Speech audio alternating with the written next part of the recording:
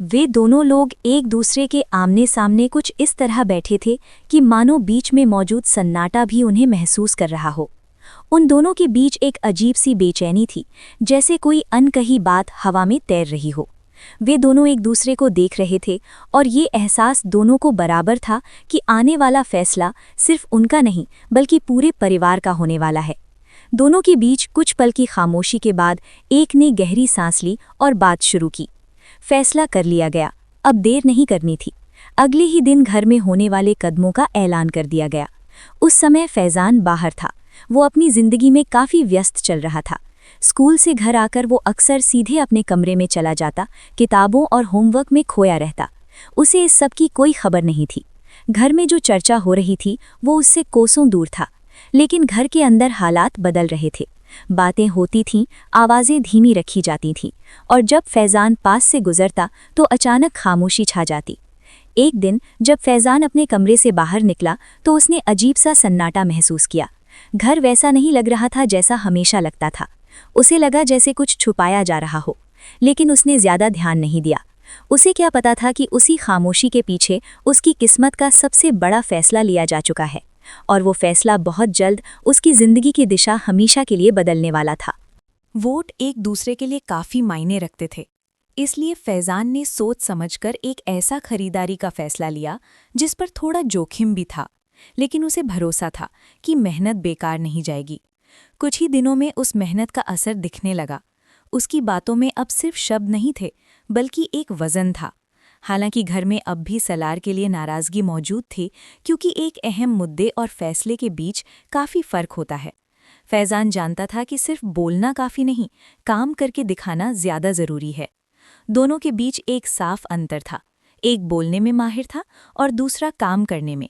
सलार के शब्द अक्सर गूंजते थे, अच्छे बोलने वाले अच्छे करने वाले ज़रूरी नहीं होते। ये बात उसके दिल में कहीं गहराई तक बैठ चुकी थी। फैज़ान की नज़र में बातों से ज़्यादा काम की अहमियत थी। उसका मानना था कि भरोसा अल्फाज से नहीं, नीयत और कर्म से बनता है। वो चाहता था कि लोग उस पर भरोसा करें, लेकिन सिर्फ वादों की वजह से नहीं। उसकी सोच पूरी तरह साफ थी। उसने चुनाव से पहले हर कदम नाप तौल कर उठाया। जो भी किया पूरी योजना के साथ किया। वो जानता था कि अगर उसने एक भी गलत चाल चली तो सब कुछ खत्म हो सकता है। इसलिए उसने जोखिम लिया, लेकिन सोच समझकर, और उसी एक फैसले ने फैज़ान को बाकी सब से अलग खड़ा कर दिया। अब खेल सिर्फ बातों का नहीं रहा था, अब सवाल जवाब का एक सिलसिला शुरू हो चुका था।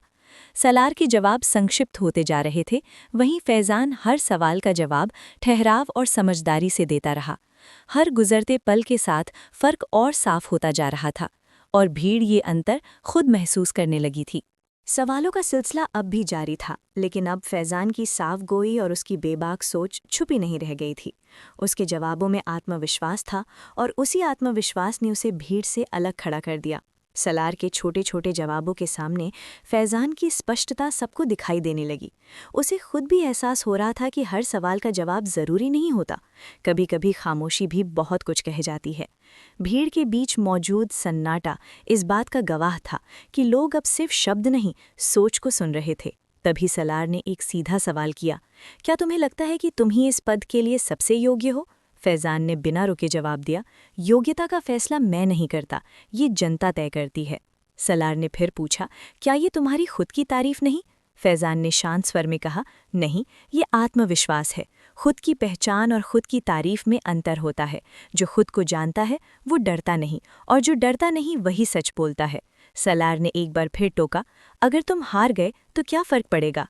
फैज़ान ने बिना मुस्कुराए कहा, मुझे फ़र्क नहीं पड़ेगा, क्योंकि अगर देश को बेहतर नेतृत्व मिल जाता है तो मेरी हार भी जीत बन जाती है। ये सुनकर भीड़ एक पल के लिए खामोश हो गई।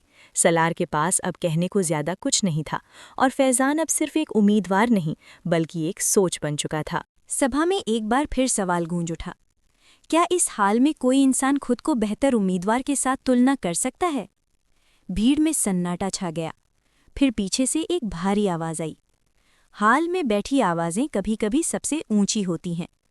भीड़ से निकलकर सलार एक बार फिर बोला, चुनाव जीतने के बाद नेता अक्सर बदल जाते हैं, लेकिन बदलाव की बात करना आसान है और उस पर काम करना कठिन।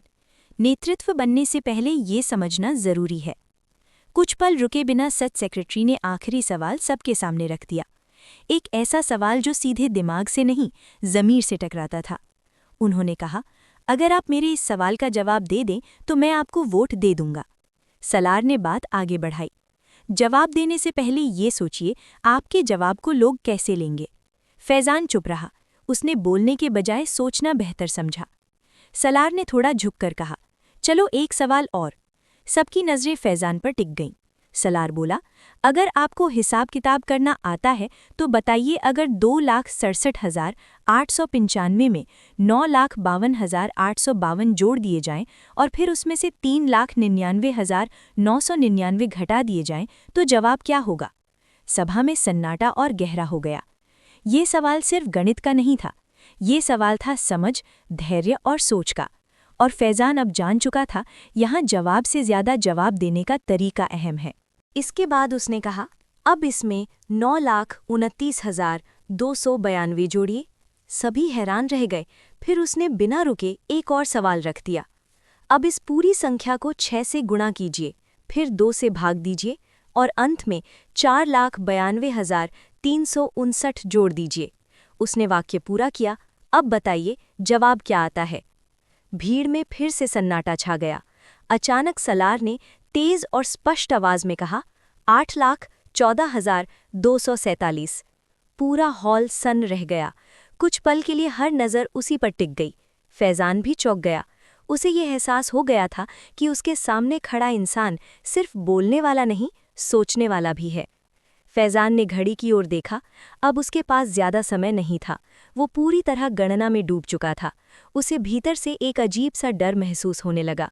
कुछ क्षणों बाद जब सलार स्टेज से नीचे उतर रहा था, तभी उसे याद आया, ये वही सलार था जो पिछले मुकाबले में सिर्फ 150 वोटों से हार गया था, और उस हार के बावजूद उसके चेहरे पर कभी हिस्सा या जलन नजर नहीं आई थी।